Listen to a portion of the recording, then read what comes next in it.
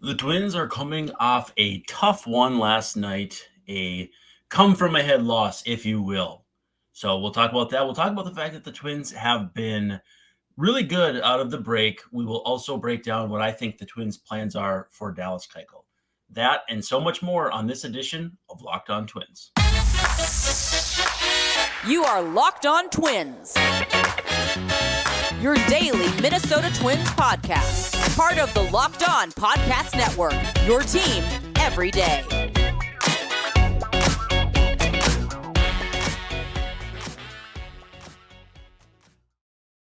Hello again, and welcome back to Locked On Twins. I'm your host, Brandon Warren, and you can find me on Twitter at Brandon_WARNE, though I would not recommend it. Thanks for making Locked On Twins your first listen every day. Thanks for checking us out on YouTube. We're free and available wherever you get your podcasts, and of course on YouTube if you're watching live. We love to have you. And of course, we're part of the Locked On Podcast Network, your team every day. Also, too, if you want to be active in the comments, leave comments during these live shows. We can talk to you. We can answer your questions. We can put them up on the screen here and that sort of fun stuff. So, again, make yourself part of the show. Also, too, if we're not on the air and you have questions, send them on Twitter at Brandon_Warren at Locked On Twins. Make sure you check out the Locked On Twins breathless post-game minutes right away after each game. Other than that, we're going to dive right in. Today's show is brought to you by Sleeper. Swing for the fences on Sleeper picks, and you could win up to 100 times your money. Download the Sleeper app and use promo code LOCKEDON, and you'll get up to a $100 match on your first deposit. Terms and conditions apply. See Sleeper's terms of use for details. Currently operational in over 30 states, so run on over to Sleeper and see if you are in one of those states.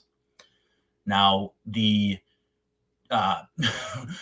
Twins coming off a pretty tough one against the Mariners last night. I was actually there, and it was my first game in quite some time. Actually, before we get into that, Twins-Mariners going to be going at it today at noon. It's going to be Bryce Miller and Joe Ryan. So chance for the Twins to bounce back. If you want to catch every pitch of the Twins' local broadcast, hometown broadcast, go to SiriusXM and just use the SXM app and search for Twins. You can listen to Corey and Danny, and who knows, maybe another walk-off. Twins not almost, but could have made it 3 walk-offs in a row last night. But the bigger issue is why that was the case is because the bullpen allowed 7 runs in the last 2 innings. So Twins get off to a really nice start, 4 in the first off George Kirby, who looked better as the game went on. Twins struck out an astonishing 18 times, which I don't even know what you say about it anymore. But it's just absolutely incredible that that's what's going on right now. Pablo Lopez, solid, comes out of the chute, giving up a couple homers, but otherwise good, and gives you 7 innings. And then basically from the jump, Giovanni Moran comes in and blows it up. So 14 pitches, only 5 strikes, walks a couple batters, and ends up getting charged for 3 earned runs as Emilio Pagan allows a homer to Julio Rodriguez, a game-tying homer. Then the Twins end up struggling again in the 9th. Oliver Ortega gives up 3 earned, and for his reward, he gets a train ticket to St. Paul. Josh Winder up with the team for today's game, so we'll see where things go from there, and we'll see what the future is of that spot in the medium term, long term, etc. Caleb Thielbar starting a rehab with St. Paul Tuesday night, so the short-term plan could be to kind of mix and match with guys and then get Thielbar in that spot eventually. But Thielbar's been out a while, so I don't think it's going to be just a 1 or 2 appearance stint with the Saints. It's probably going to take a little bit longer than that. I don't think he's going to need the whole 30 days or anything like that, but I do think it'll be a little longer than perhaps the Josh Winder stint will last. The big thing for me, the takeaway for me from last night's game wasn't that the Twins bullpen is bad. If you look at it on the whole, I'm going to pull it up here just because I want to make sure I'm speaking from facts here. Twins relievers in the second half have, I have the wrong date here. I want to get their ERA because I get the sense it's probably not terribly bad. No, actually, they are tied for ninth at 3.67. That's going to be inflated from last night's game, giving up 7 runs in just 2 innings. In fact, if we go without last night, the Twins bullpen would have had a bullpen ERA of 2.27 in the second half. So again, the numbers by themselves, not that problematic, but the depth is the issue. And I don't so much mind having Oliver Ortega out there, Moran out there, Pagan out there. All of those guys are fine for where they are right now. But what the Twins need to consider, and that's the case at the deadline coming up here because they can't make additions after, is how deep of a bullpen do they need to ride out the rest of the season and into the postseason? And again, I'm as high as anyone on Duran, Stewart, Jax, Thielbar. I still think Jorge Lopez is salvageable, but I may be alone in that. I think the Twins have enough. Their bullpen right now is built like a regular season bullpen. Like, don't get me wrong, teams don't roll 7-8 guys deep with guys that they think they can throw in the 8th or 9th inning up 2 runs. I think sometimes the perception online or on Twitter is that every bullpen that the Twins face is way more stacked than the Twins are, and it's simply not the case. But at this point, the Twins can probably pretty easily add 2 decent arms for not that much in terms of an investment. It's going to come down to where do the Twins prioritize, or what do they prioritize in terms of cost, what kind of leverage they want the guy to throw, and that sort of thing. Because they could shoot high and trade with Pittsburgh for David Bednar. They'd be giving up prospects that I guarantee the prospect hounds would be weeping over. It just would be the case. Bednar's got multiple years of control. He's having an incredible season for the Pirates. And so that's an option. To me, I think you count on Duran, Jax, Stewart, Thielbar, and you go get a couple more complimentary guys who will be very reasonably priced. And you can aim for any number of roles for those guys to fill. Brent Suter as a lefty, Michael Fulmer as a righty who probably shouldn't face lefties. You could probably look at Scott Barlow with the Royals. Very wide difference of perceptions for him from our listening audience. We've had people in the comments who are all in on Scott Barlow. We have them who are all out on Scott Barlow, and really nobody in the middle who's like, you know what, Scott Barlow's fine. I happen to be in favor, but I understand why other people are not. Carlos Hernandez is another guy to look at from there. And I was talking with a friend at the ball game, and they made a good point. Hernandez would be a better fit if the Twins were more stable at the top end and could take a stab on a guy whose variance is somewhere between this guy throws the crap out of the ball and we want him throwing the 8th inning because Griffin Jax is down, or this guy's unplayable. We can't do anything other than have him work mop-up innings. It's basically Jorge Lopez 2.0. And when they acquired Lopez, he was coming off an all-star bid. So as much as I like Hernandez, I'm not sure it's a fit. I think it's more along the lines of they're going to want to do something more stable, more safe. So I keep coming back to Suter, Fulmer, who they traded for last year. You could change it up, go Keenan Middleton, Joe Kelly. There's a lot of options and a fair number of teams who are out of it to the point where you could make something happen. It'll be curious to see too if it'll be happening within the division. But it's a curious way to look at an obvious issue, is that I don't think the bullpen in general is a problem.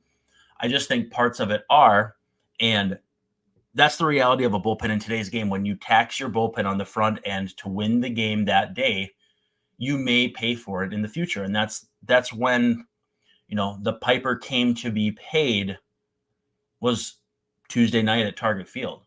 Now, again, that's not to say that these guys are, like that it's okay to have that kind of a meltdown. 100%, absolutely not. But guys have to execute. Guys have to do their jobs. And that's true of both sides.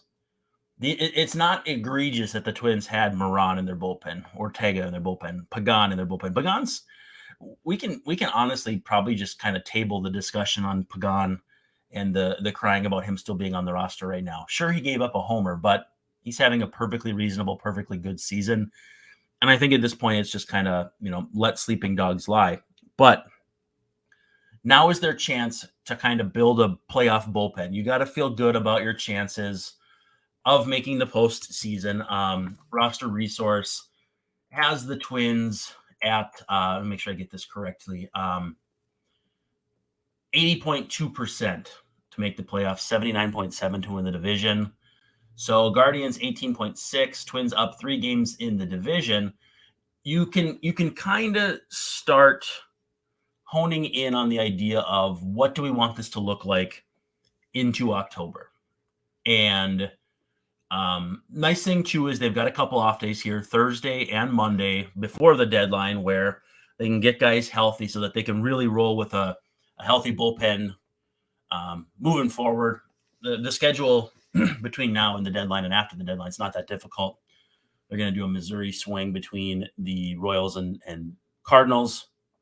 Cardinals haven't really shown up this year, so we'll see what happens there. But I think they can get some guys healthy, they can get some guys rested, and they can figure out how to make this bullpen the best version of itself. Because honestly, the rotation is strong enough to do some damage in the postseason, and the bullpen is easy enough to make those adjustments. Also, too, some of your starters that aren't in your rotation in October can be bullpen weapons. I think you're very obviously going to start Lopez, Ryan, Gray, Ober 1 through 4 in a playoff series, but Kenta Maeda has postseason relief experience. So that lengthens your bullpen and your bridge, especially if you have guys going 5 and dive or shorter.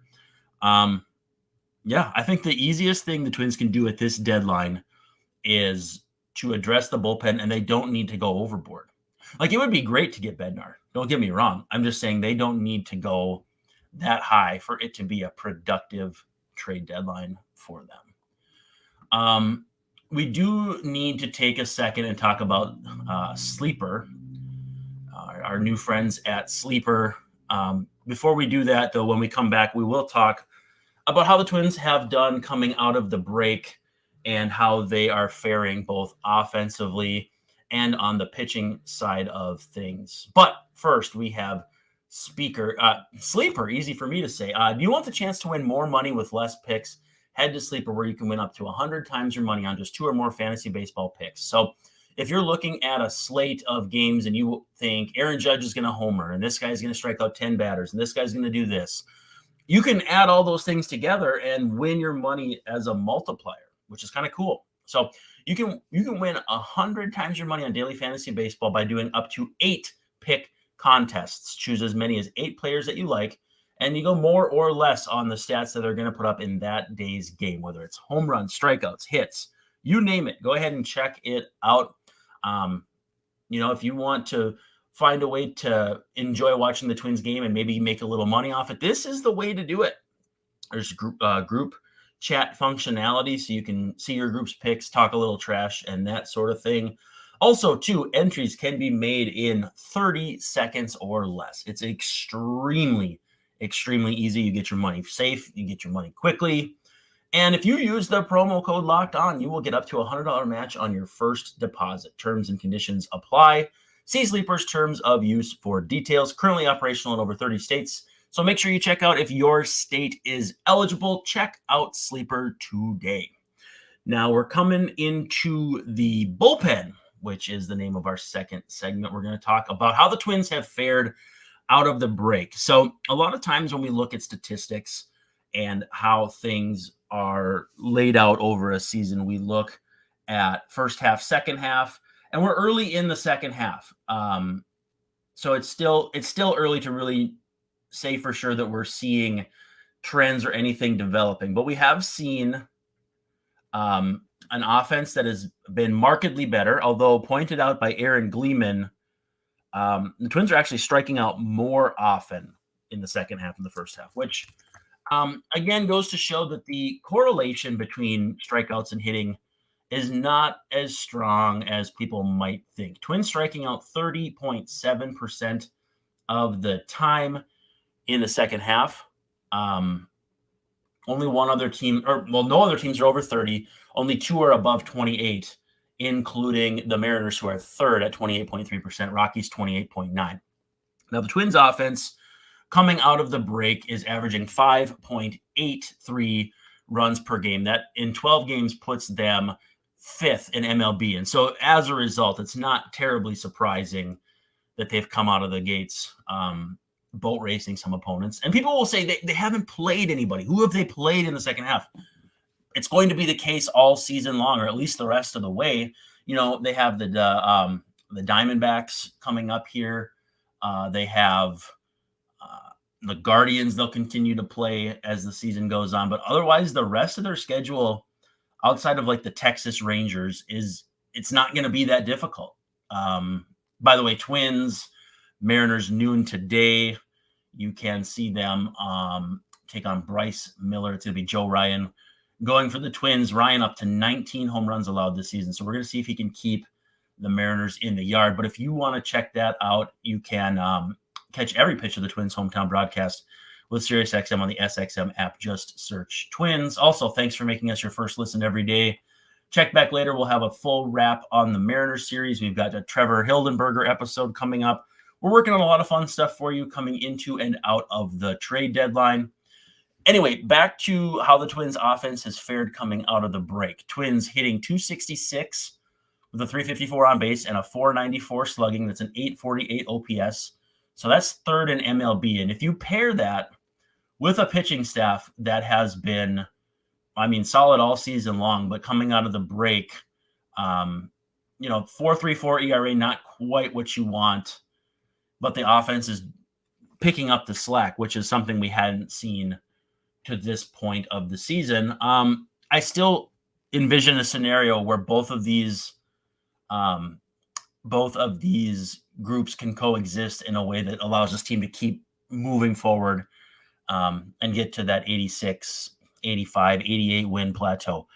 I think 90, 91 would be ideal, just to, maybe get people to stop griping that they'd finish in last in the AL East. But, it is what it is, and you can't change how people feel. Offensively, Twins 10 stolen bases since the break, just one caught stealing. Willie Castro ran like a man possessed in Tuesday night's game, and it's kind of cool to see that element added to the Twins game. After the first month of them not really running, Twins also tied for second in MLB with 20 homers. They got 21 doubles, 7 triples since the break, which is MLB high. Diamondbacks have 6. Nobody else has more than 4. So offensively, Twins up and rolling. It'll be curious to see how much they can sustain this. And while I understand that there will be naturally some pessimism, not only because of the personnel they have active right now, but also because it's kind of a fool me once, fool me twice based on what we saw in the first half. But they're going to get some guys back. Jorge Polanco's rehab seems to be progressing. He's been playing third base. We'll see when Royce Lewis is due to come back. Nick Gordon's ramping up some activities. We'll see if he factors in at some point. I don't know what they're going to do on the 40-man roster. A commenter on YouTube did make a good point that they do have some guys they can move to the 60, depending on, how bad Jose Miranda's injury is. Obviously, Jose De Leon. But I just I still think it's going to be a crunch on this roster. 40, 26 man, whatever you want to say, especially on the offensive side, which is why I think maybe, and I was discussing this with a friend, I think if they flip guys from the 40 at the deadline, you might see someone like Gilberto Celestino go for a reliever, Josh Winder for a reliever, Brent Hedrick for a reliever. Celestino, to me, is the kind of guy who could go somewhere else and succeed. I don't think he's going to be like, I don't think he'll be the next Lamont Wade Jr. or anything like that. But if he can find a team where he gets an opportunity, like if you trade him straight up for Scott Barlow, that might be a good fit for both sides. The Royals are in desperate need of everyday players and have the opportunity to give a guy like Celestino the chance to see if that can be him. Meanwhile, the Twins could use the bullpen help. Maybe that makes sense. I don't know if that's on the table, but I think that as the Twins are going to need to kind of shuffle some deck chairs to make room on the roster for whoever they acquire, Celestino might be a spot where things could come to fruition. As far as individuals coming out of the break, Edouard Julien absolutely pummeling the baseball. One you probably may not have realized, but Ryan Jeffers is hitting .409 since the break. Christian Vasquez hitting .273 with an .804 OPS. Like, there are some guys who have been surprisingly good and some who've been surprisingly bad. Well, maybe not even surprisingly. Joey Gallo, .548 OPS out of the break. I don't think that surprises anyone necessarily, just because he's not been making contact. 14 strikeouts in 24 at-bats, 28 plate appearances, so 50% strikeout rate. I mean, it's unplayable. It really is. Donnie Solani with a .503 OPS since the break. Byron Buxton, .435. Not certain when Buxton will be coming back to rejoin the team, but I feel like it wouldn't be shocking for him to take the off day and then be back in time for the Royals series. But otherwise, Carlos Correa, .810 OPS. He's hitting .277, .364 on base, .447 slugging. To me, that's kind of the quintessential Carlos Correa experience. Is a .810 OPS with good defense. It's going to be interesting to see if he can continue to turn things around as the slow start is still kind of bringing down his numbers. Max Kepler, .966 OPS. Kirilloff, 1,007. Edouard Julien, 1,254. It's good to see the Twins able to kind of mix and match guys to where you don't actually feel like they've got guys in the 3-4 spots where it's like, when are they going to move this guy down? And they literally don't have the option to, because nobody else is hitting. Rocco has the ability to do some things with the chess pieces that are at his disposal, and it's only going to get more complicated and crowded as guys get healthy. On the pitching side of things, before we move on to our final little bit here, 4.34 ERA overall, 1.21 WHIP out of the break. Still striking everybody out, not walking anybody. It's 10.2 Ks per nine, 2.6 walks. The big issue, and it's probably not that difficult to see if you're a fan, is that the Twins have allowed 18 home runs in 110 innings. So 1.47 homers per nine, which is an inflated rate. Biggest culprits there, Pablo Lopez with 5 and Joe Ryan and Bailey Ober with 3. So, slice the home runs a little bit, and otherwise they're in pretty good shape pitching-wise. Again, we still can agree that they need to address the bullpen, especially the front end of it, the Ortegas and whatnot, Morans, Balazovic, Sands, etc. So we'll see what they end up and what they have cooked up there. But I think at the very least, they need to get, as we've mentioned before, a hitter who can hit lefties as well as at least one reliever. I think they really need 2. So I'm going to go on record as saying they need to add 2 relievers, because as much as I think Jordan Balazovic has been solid, as much as I think Giovanni Moran has good raw stuff, neither of those guys are guys you can trust in big spots right now. As far as an addition they can make internally, you got Dallas Keuchel. And I want to talk about what role would be interesting for him, assuming the Twins bring him up. And the fact that he stayed past his opt-out tells me that there's a chance, and a fairly good one, that he will hang around. But don't forget, Twins Mariners series finale this afternoon at noon. It's Bryce Miller. It's Joe Ryan. We'll see if Joe Ryan can keep the Mariners in the yard. Obviously going to be a big part of how the Twins fare, not only in this series, but moving forward, as they've been, like we said, home run prone in the second half. If you want to catch every pitch of the Twins hometown broadcast on SiriusXM, hang out with Corey and Danny. Maybe they'll call another walk-off on SiriusXM on the SXM app, but just go on the app, search Twins, and you'll find them. So Dallas Keuchel, I don't want to overreact. And I think people may be overreacting a little bit to how he's pitched at St. Paul, but he's thrown 26 innings. He's allowed 2 earned runs, 4 runs total. So 0.69 ERA, but even if you count just runs, it still would only be double that, 1.38. The strikeout numbers aren't really there.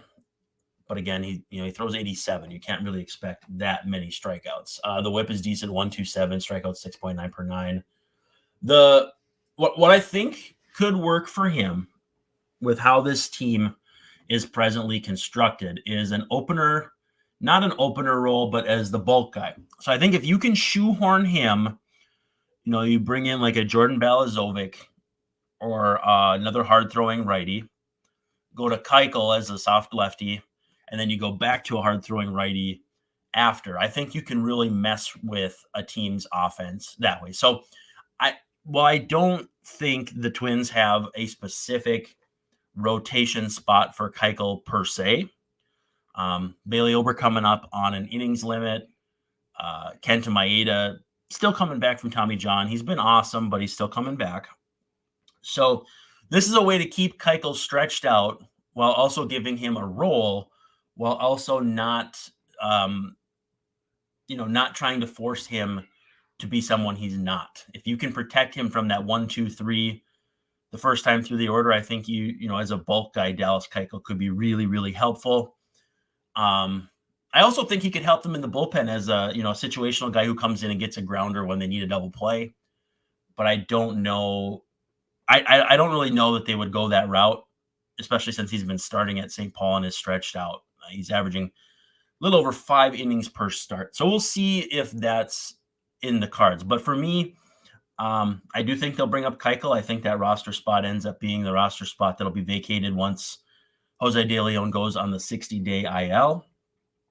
And I think if they use him as a bulk guy, that's going to be the best way to do it. Now, I don't know that that's what they're going to do. I don't know if they'll go a 6-man rotation, etc. I'm just saying, though, like if it was up to me, I would put him in as a bulk guy behind Balazovic and then in front of, I guess it's situational. It depends on it. If you're into the 6th and you're up 3 runs, then you kind of line up your bullpen with Thielbar, Jax, Duran, etc. But also, too, I think you could add him, give him a start against Kansas City here this weekend, and it could allow everybody to really reset, because that would give starters, in theory, 3 off days, the existing 5, 3 off days here in the next week because of tomorrow's off day, Monday's off day, and then the day in between. So I don't think that would necessarily be a bad idea based on where this rotation is at on the whole. We're starting to see some cracks with, Lopez giving up homers, Ryan giving up homers, Sonny Gray's had a couple hiccups here, Bailey Ober, innings limit, etc. I think Keuchel is going to be a nice fit wherever they put him in. But again, I would use him as a bulk guy, and we'll see if that works. Depressed Twins fan in the comments saying that he would like to see Brooks Raley for another left-handed reliever. Yeah, that's another good one. I neglected to mention David Robertson, I think, is my number 1 target, just because at his age, I think the price would not be crazy.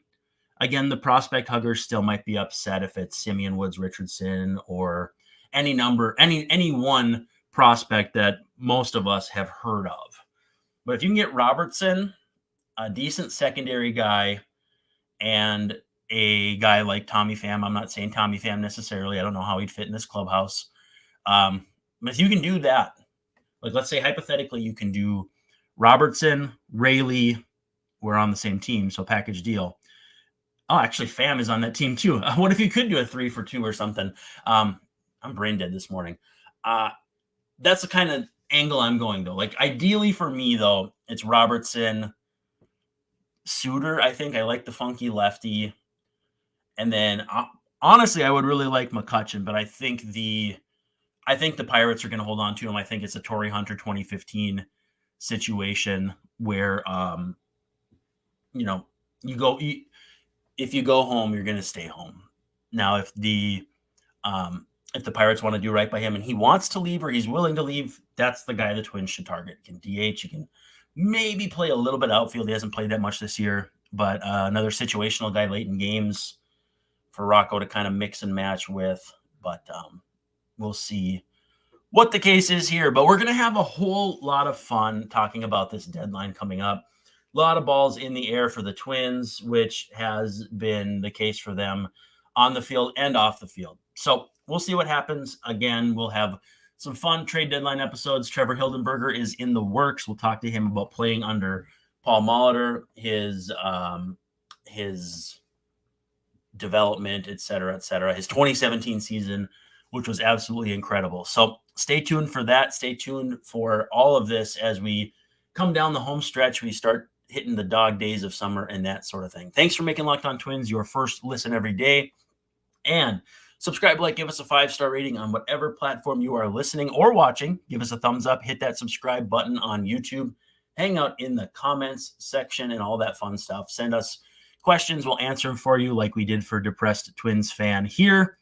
And otherwise, thank you so much for hanging out with us. Don't forget to stop by tomorrow. We'll talk to you soon.